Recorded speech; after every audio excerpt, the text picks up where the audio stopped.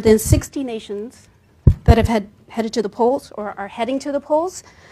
Among these, India held the largest election in history from April to June with 950 million voters who participated over 7 phases to elect their new government.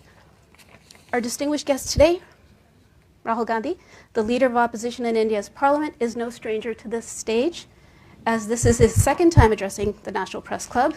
When he joined us in June 2023, he had been disqualified from the Indian Parliament, a decision that was later overturned by the Supreme Court ruling in August of that year. In this year's historic elections, Mr. Gandhi was re-elected to his seat in Wayanad in the southern Indian state of Kerala. Raebareli, not Wayanad. No, but you did win from Wayanad, and also won in Raebareli, located in the northern Indian state of Uttar Pradesh. As the leader of the opposition in India's parliament, Mr. Gandhi heads the Indian National Development Inclusive Alliance, a coalition of opposition parties that holds 234 seats, just 30 short of a majority. He's a vocal critic of Indian Prime Minister Narendra Modi. Mr. Gandhi entered politics in 2004 and has been a key figure in India's political landscape. Today he joins us to share his thoughts on the future of Indian democracy, freedom of speech, and pathways toward sustainable and inclusive growth. Please join me in giving a warm National Press Club welcome to Mr. Rahul Gandhi. Thank you.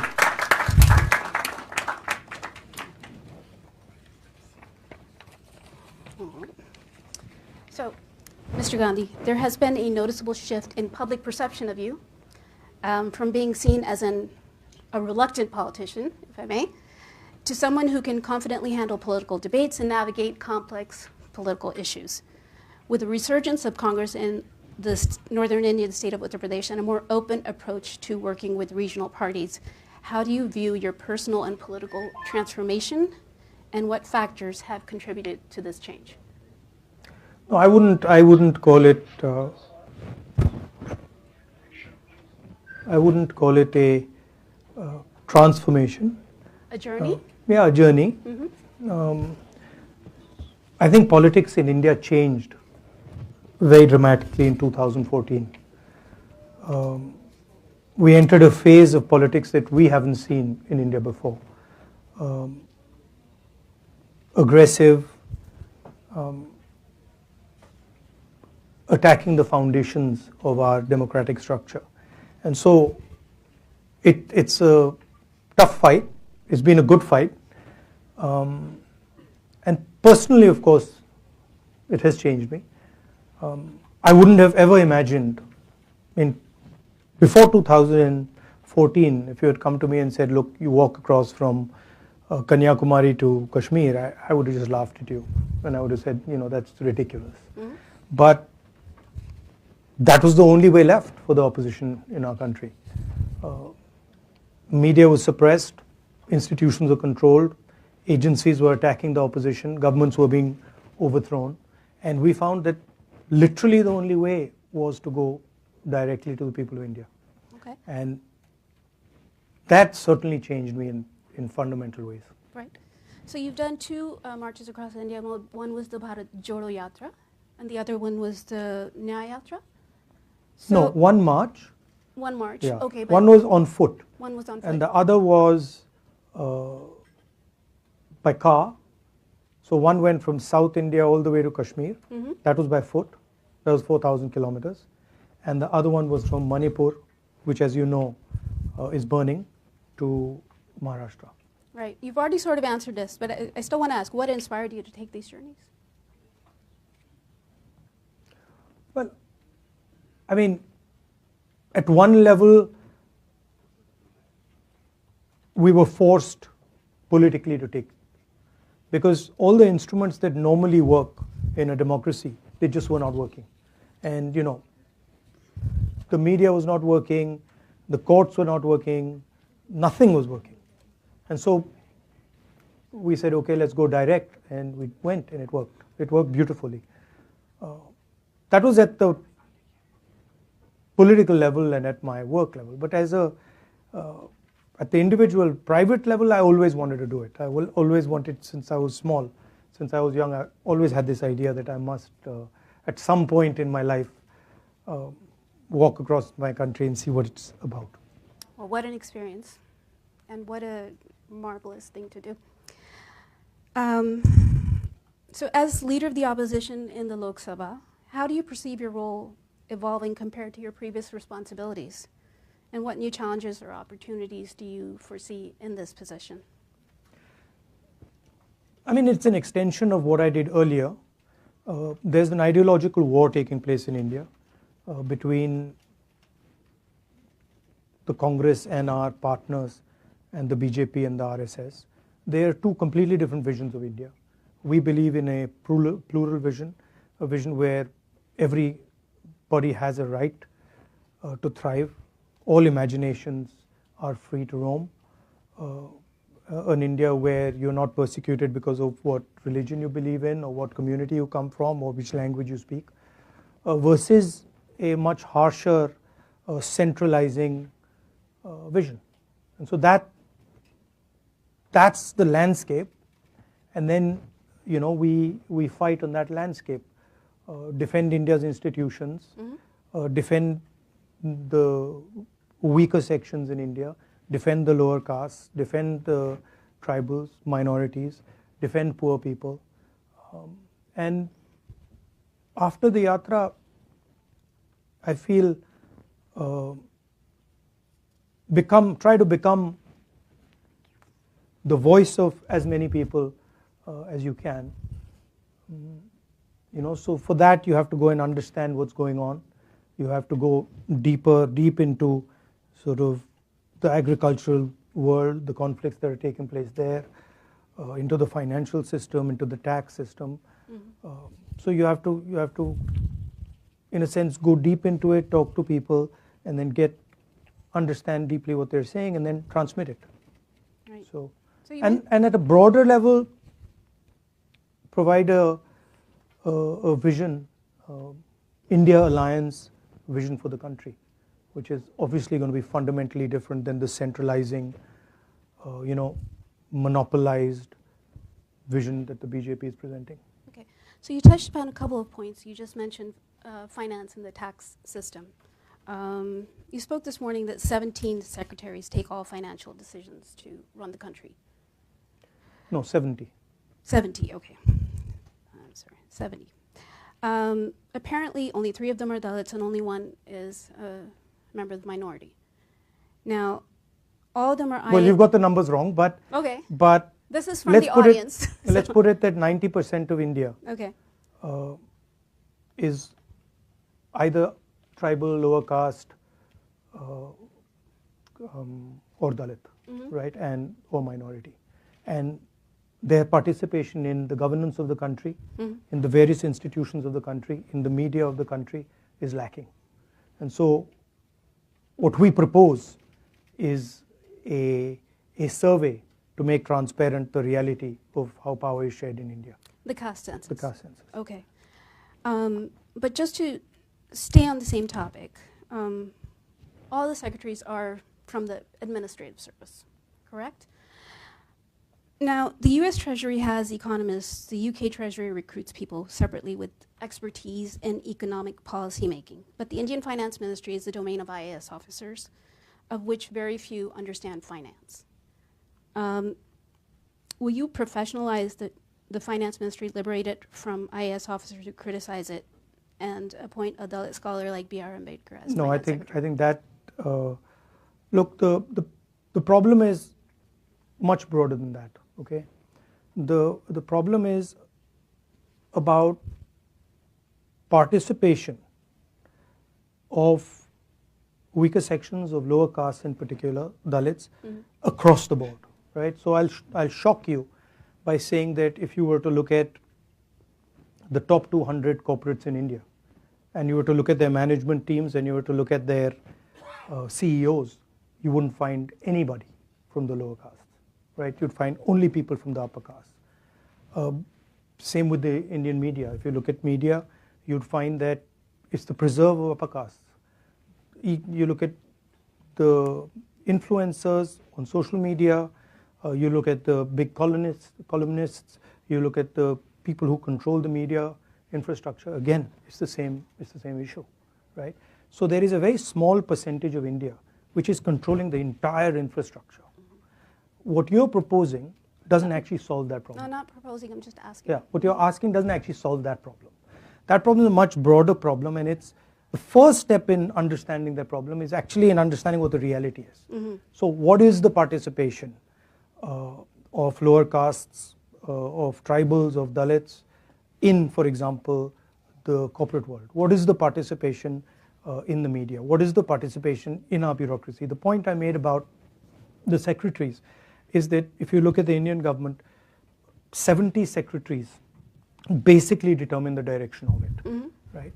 And I made this point again and again in the election that 90% of India doesn't have representation among those people. Okay, Right. just as a follow-up, a lot of government posts are lying vacant, and many government agencies are actually hiring people through contract and not as direct hires. Exactly. So then how can you ensure Well, we propose to change that. you propose to change So in that? our manifesto, we're very clear that this idea of contractual labor, we don't accept it. We're going to change it. Right, and many agencies are doing that to also reduce their overhead because of government expenditure. Yes, but that's true. Some of that is happening, but a huge part of it is happening to basically exclude people from lower castes.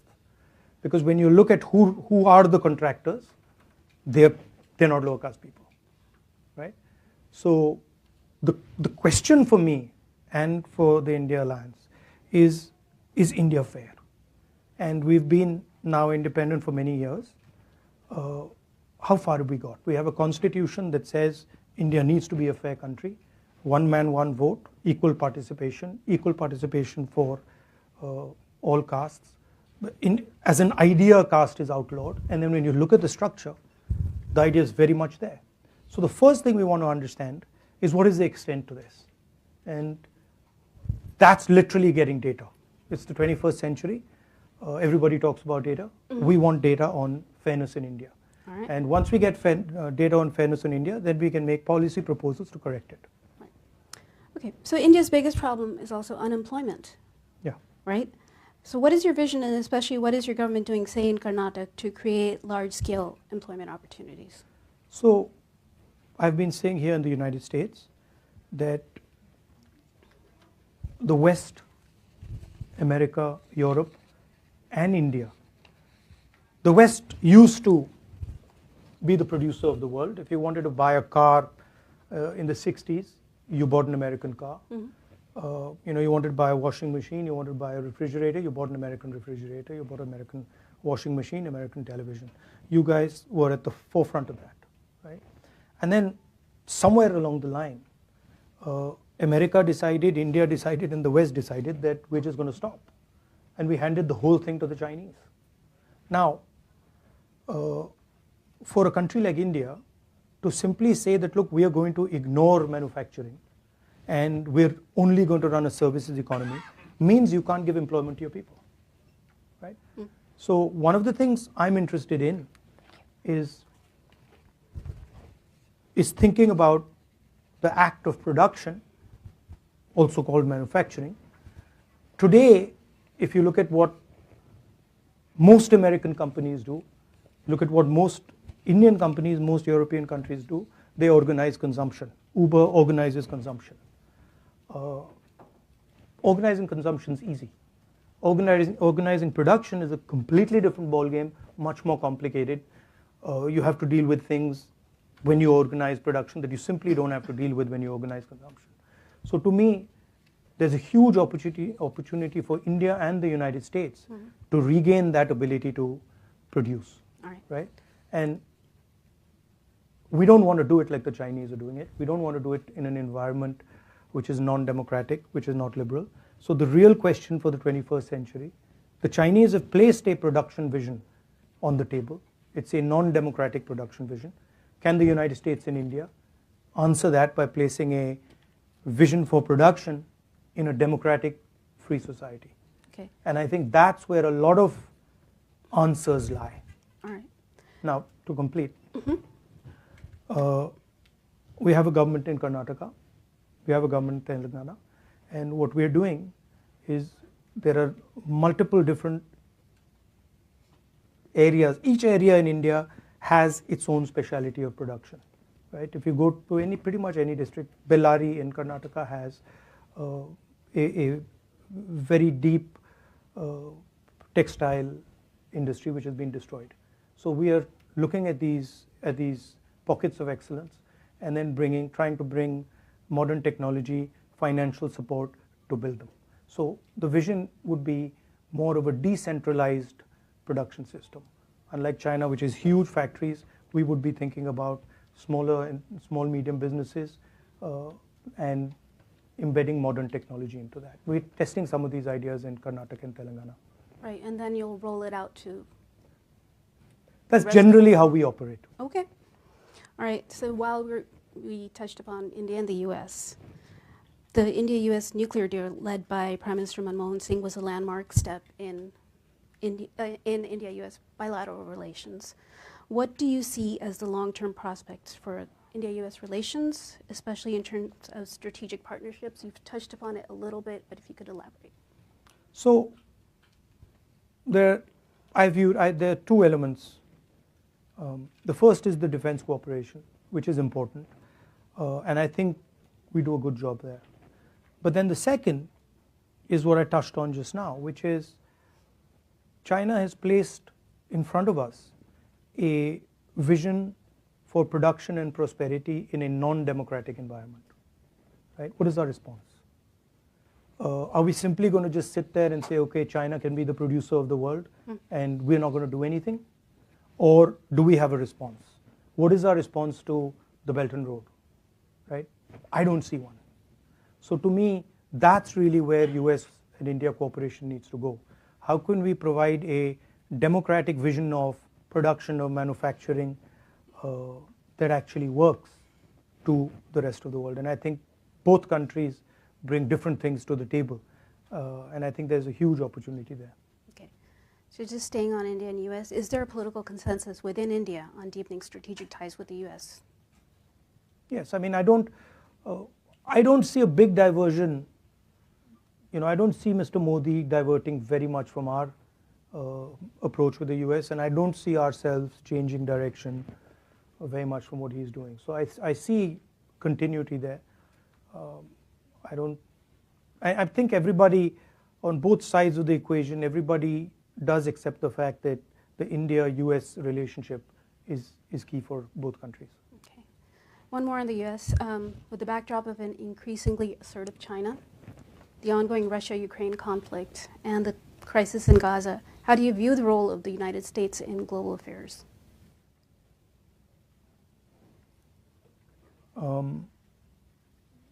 I think you're a very powerful democracy.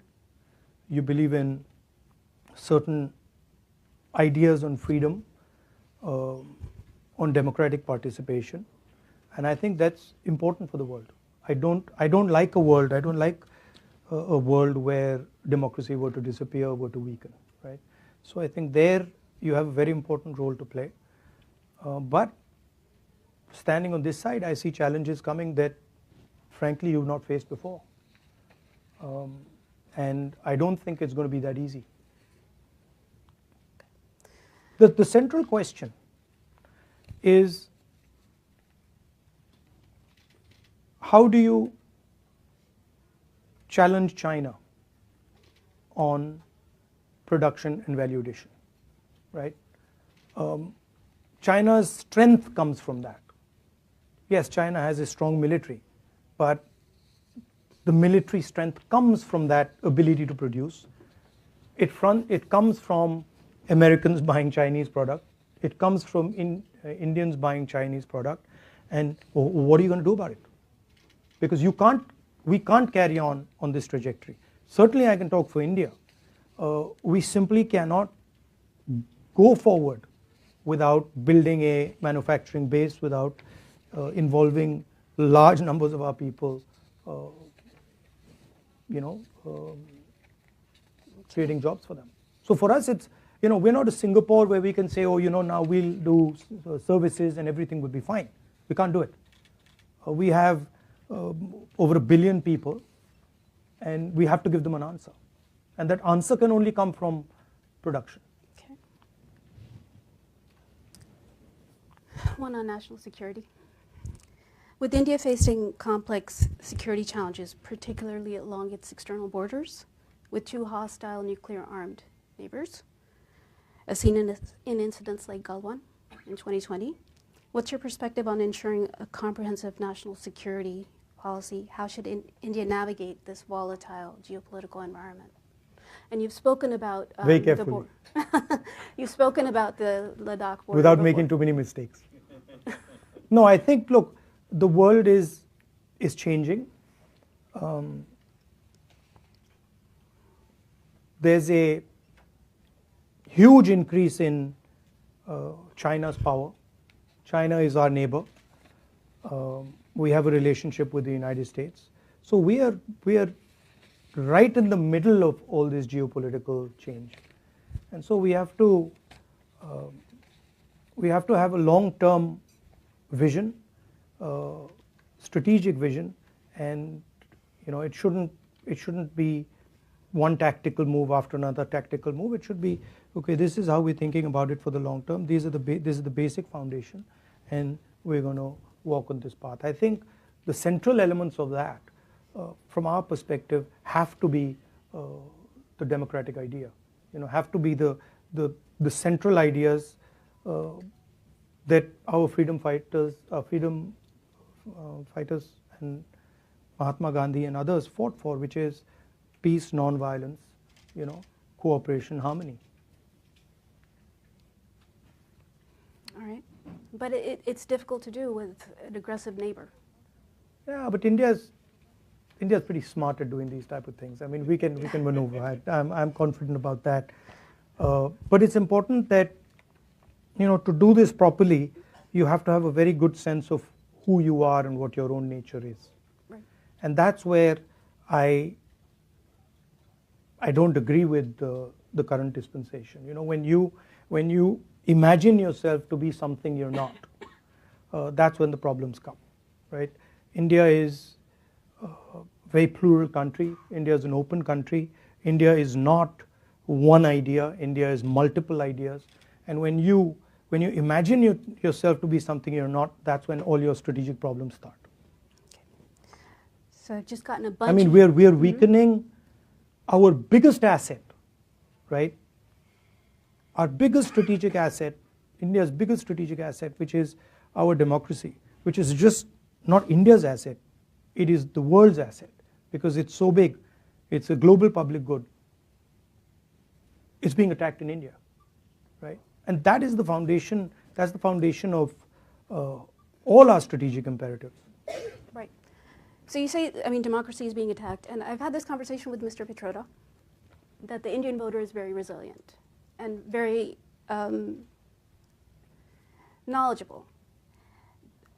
It's not, and if you see the election results, does it give you more hope for democracy in India? It does. Look, but Okay. It's not good enough to say that the Indian voter is resilient and knowledgeable, because the Indian voter is informed by a whole set of structures, right? So if we don't have a level playing field, the voter might be very knowledgeable and and resilient. It doesn't really matter. We fought an election with our bank accounts frozen, right? Now, I don't know. I don't know any democracy where that's happened. Maybe, that type of thing happens in Syria or used to happen in Iraq. But we literally sat during our election and spoke to our treasurer, and he says, well, we have no money, right? Now, you can have a resilient voter. You still need to run campaigns. You still need to have conversations. You still need to have meetings, right? I've got 20 plus cases in me. I'm the only person in Indian history to get a prison sentence for defamation, right? We have a chief minister who's in jail right now. So, one way of saying it is, yes, the Indian voter is very resilient, and he stands like a rock. Absolutely, he does. But the Indian voter requires an architecture to work on, which is not there. But would you say that Indian democracy is resilient and it can't be broken? Well, I can say to you that Indian democracy for the last 10 years was broken. But it's on an upward trajectory. It's fighting now? back, but it was broken. I have seen the the government of Maharashtra just being taken away from us. So I've seen it with my own eyes. I've watched it as our legislators have been bought and hooked off and suddenly became BJP legislators. So Indian democracy has been under attack, has been very badly weakened, and now it's fighting back. And I'm confident that it will fight back. Okay. You know, U.S. is scheduled for elections very, very soon. How do you think Trump and Harris will differ on India policy? And do you think one is better for India? I don't think they'll differ very much on India policy. I don't know. You don't? I think there's, on both sides, there's basic acceptance of the relationship between these two countries. So I don't think we'll differ very much from Mr. Modi on this issue. Mm-hmm. And I don't think the Democrats or the Republicans will differ very much. I might be completely wrong. Okay. Certainly on the fundamental idea that India is a partner, I don't think there'll be any disagreement. Another one from the audience. Does the Congress Party believe that the caste census is the antidote to the BJP RSS Hindutva politics? And is the Congress acknowledging the way forward is a revival of the Mandal Kamandal discourse? No, I don't think we see it as anything to do with the BJP's policies. The Congress Party has always, right from even before independence, we've always fought for the idea that India should be a fair country. The idea that all India's citizens should be treated the same way. And so we feel very strongly that there is a very, very deep problem of participation, and we're going to address that problem. I don't see it as a Mandal versus Kamandal issue, and what we're saying is different than the idea of only reservations. What we're saying is we want a comprehensive understanding first of what's going on, mm-hmm. and then we're going to apply a series of policies to correct it, reservation being one of them. Right. We've also said that we're going to, somebody misquoted me yesterday saying that I'm against reservations. I've been saying again and again and again, we're going to increase reservations beyond 50%, and I'm not against reservations. But do you think they should be economic based? Our caste is a central issue in India. It's a fundamental issue in India. So the question, look, I don't think the idea of untouchability exists anywhere else, right? Untouchability is way beyond an economic idea. It is, you simply cannot be touched, right? So I don't think it's only an economic idea. I think it's discrimination on many, many, many different axes. Okay. So your grandmother, Indira Gandhi, was instrumental in the liberation of Bangladesh, and the Manmohan Singh government also had good relations with former Prime Minister Sheikh Hasina. What's your perspective on the newly formed interim government in Bangladesh, and how do you see India's relationship with Bangladesh evolving? Do you think it should be party-oriented or people-oriented? I mean, we have a old relationship with the people of Bangladesh, and you're right. My grandmother was deeply involved with the creation of Bangladesh. I think there are concerns in India about extremist elements in Bangladesh, and we share some of those concerns. However, I'm confident that things will stabilize in Bangladesh, and that we would be able to have a relationship with the current government or any other government after that. So in your meetings on Capitol Hill with lawmakers, was Bangladesh a focus of your discussions, particularly the attacks on minorities? We raised it, and they also spoke to us. Look, we are against any type of violence, and we want it to stop. And it's the responsibility, frankly, of the Bangladeshi government to stop it as soon as possible. And from our side, it's the responsibility of our government to put pressure so that that violence stops. Some observers say the U.S. should exert more pressure on Prime Minister Modi, but others say external pressure makes little difference. What is your view, and what do you think the U.S. posture should be toward India today? Pressure on what? On Mr. Modi? About what? About whatever the criticisms are against What are they? You know better. No, I'm asking. I don't. What are the criticisms?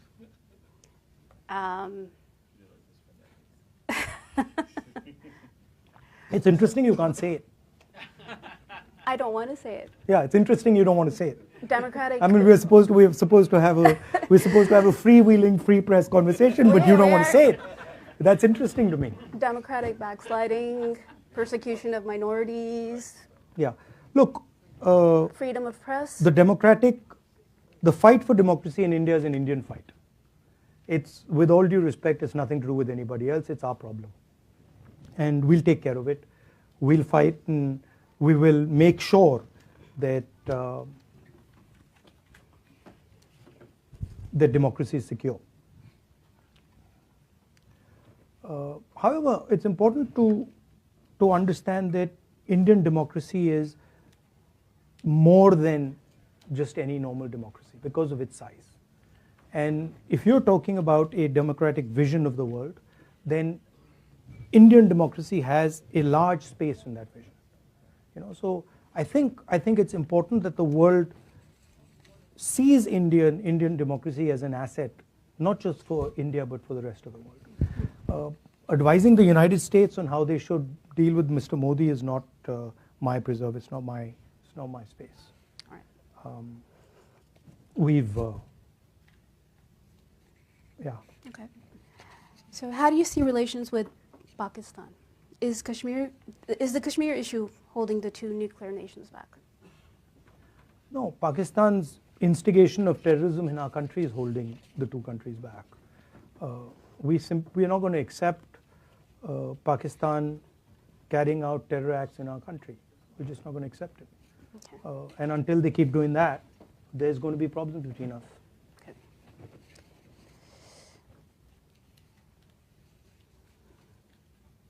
All right. I have a question from the audience, and they've requested कि आप हिंदी में जवाब दीजिए. ठीक है. ठीक है. सवाल मैं इंग्लिश में पूछती हूँ. What is your stand on the Supreme Court judgment on subcategorization of the SC/ST reservation? Experts say it is unconstitutional.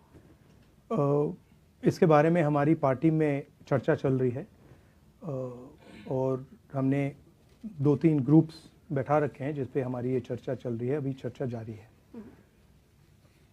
I'll translate in English just so that everybody understands.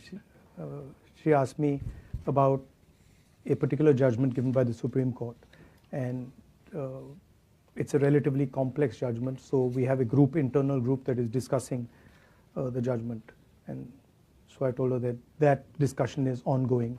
We are discussing with experts within the Dalit community and also within our party and other parties, so that's an ongoing discussion. All right. Sorry, so many questions. Well, yeah. All right. Huh? I do, and I'm not going to be able to get to all of them, but I did want to ask one. So Prime Minister Indira Gandhi is often seen as a defining figure in global women's political leadership, setting a precedent for a strong, decisive leadership at a time when few women held such roles, particularly in dealing with hostile neighbors.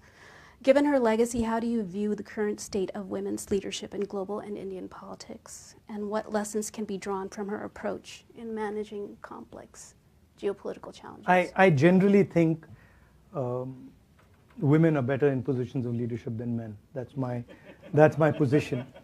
I think they tend to be more sensitive, tend to have a longer term perspective, and so the more women in politics, the more women in business, the better it is. Okay.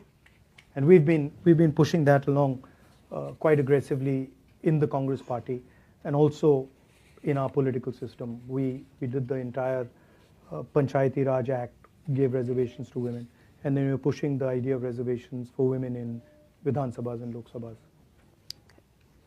So I'm a believer. I'm glad to hear. India has been standing with Israel recently on the Middle East. This is from the audience. How would you change that? No, I think what happened on the 7th of October was absolutely wrong. But I also think what Israel did and is doing, bombing innocent civilians, killing women and children, is absolutely wrong and should not be allowed to continue. I'm against violence of any kind, and certainly the scale of violence that Israel is deploying, the way it's deploying that violence, I don't agree with it. Do you think under Modi... And I actually think it's harming Israel. It's harming Israel more than it's helping them. Do you think under Modi that India has managed the US-China competition well? Well, if you call having Chinese troops in 4,000 square kilometers of our territory handling something well, then maybe. We've got Chinese troops occupying land the size of Delhi in Ladakh. I think that's a disaster. Media doesn't like to write about it. How would America react if, a neighbor occupied 4,000 square kilometers of your territory? Would any president be able to get away with saying that he's handled that well? So I don't think Mr. Modi's handled China well at all. I think there's no reason Chinese troops should be sitting in our territory. Okay. So before I move on to the final question,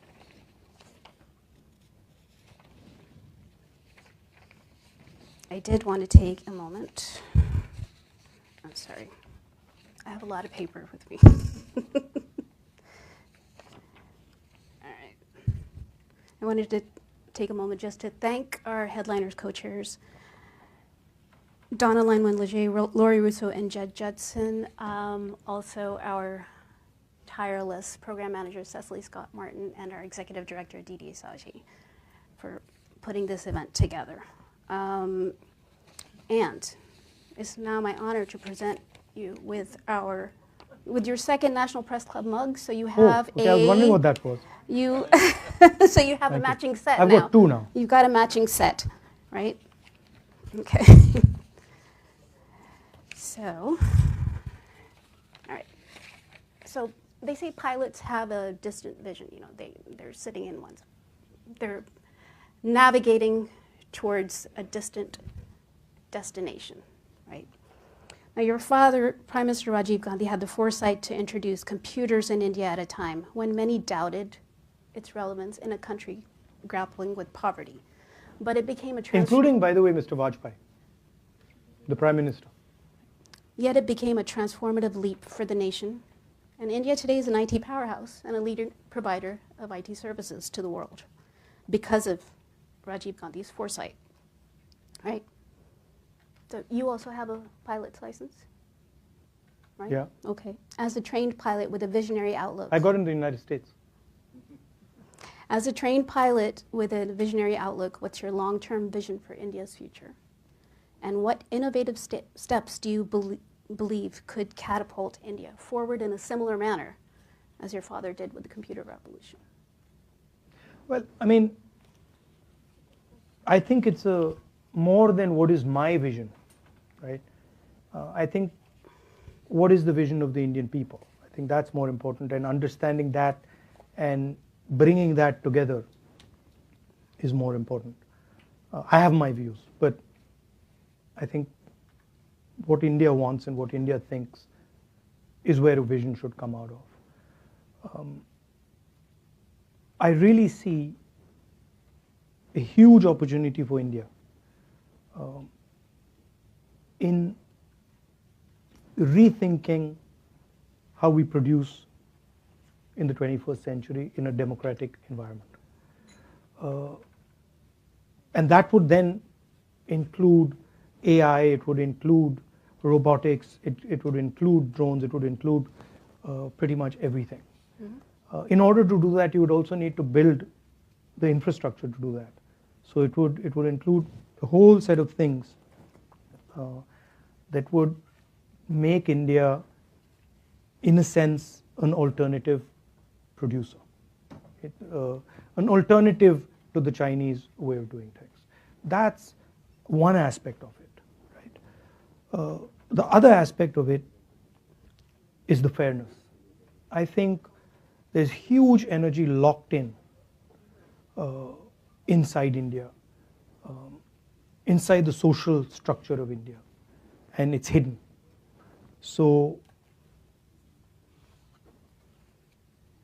India needs to start respecting the skills of its people, the skills of ordinary Indians. And we need to build a system that empowers them and links them to the banking system, provides them the technology to thrive. I think that for me is important. And the idea of caste, the idea of unfairness, the idea that you have two business people who control the entire Indian business system. The fact that you have, they own, Mr. Adani owns airports, ports, the agricultural system, silos, the defense industry, everything. This is causing a lot of damage to India's productivity. So thinking about these things and making India a fairer place. I would be, if you ask me how would you define success, if I could make India even slightly fairer, I would say I have been quite successful. And at another level where I think we've been successful already is fighting the idea of anger and hatred. The fact that our opposition, the RSS and the BJP, divide India, make one religion fight with another religion, spread hatred, spread anger, and providing an antidote to that. Introducing the word love into the conversation, which we did in the Bharat Jodo Yatra, and we did very successfully. I think that's a very powerful step. And so pushing that further, deepening that, ideas of respect, humility, affection for all religions, I think that is something that we're going to push. And it's worked. I mean, we can see even the effect on our Prime Minister was phenomenal. We were fighting the election and we were putting pressure on him, and we pulled out the Constitution. We used to earlier say that he's attacking the institutions, he's attacking the courts, he's attacking the media space, and somehow it was not connecting. And then one day we pulled out the Constitution, and in our speeches we started putting the Constitution, and then it just it connected immediately. And we then realized that Indian people are not going to allow their Constitution to be torn to pieces. And it was quite a beautiful thing, because as we went forward in this election, suddenly we were watching the Prime Minister and we could see that the pressure was beginning to tell. And then at some point he just said, I'm non-biological. I talk directly to God. And so the illusion was broken in a sense. Here's a Prime Minister of a modern country in the 21st century telling people that I speak to God. I'm different than everybody else. You are biological people. I'm a non-biological person, and I have a direct link to God. And that for us was game over. We knew that we had defeated the Prime Minister, right? And then the beautiful thing was, the first thing he did when he walked in to the Lok Sabha, and he was sworn in, he took the Constitution of India and he placed it in his head. So it was an interesting paradox. On one hand, he's destroying the constitution, he's attacking the democratic structure, and then the Indian people have forced him to put in his head. So that's India for you. That's Indian democracy for you. Yeah. Right. Well, Thank you. Mr. Gandhi, it's been a pleasure. Pandit Jawaharlal Nehru spoke at the press club, late Indira Gandhi and Rajiv Gandhi, and you've spoken here twice. Yeah. So thank you. Always Thank a pleasure you. to have you Thank here. you. Thank you very much.